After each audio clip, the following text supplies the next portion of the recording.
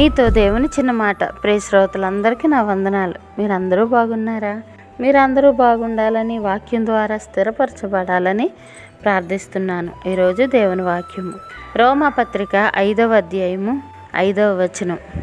ఎందుకనగా ఈ నిరీక్షణ మనలను సిగ్గుపరచదు.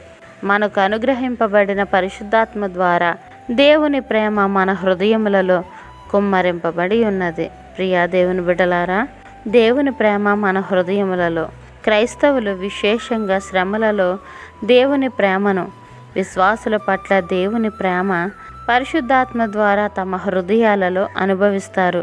కుమ్మరించబడెను అనే మాట ప్రస్తుతం కొనసాగుతున్న క్రియాపదం.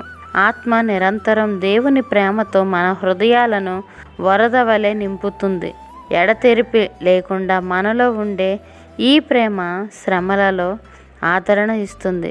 మనం పొందు కాలంలో పొందబోయే మహిమ ఒక భ్రమ కాదనే నిశ్చయతను కలిగిస్తుంది.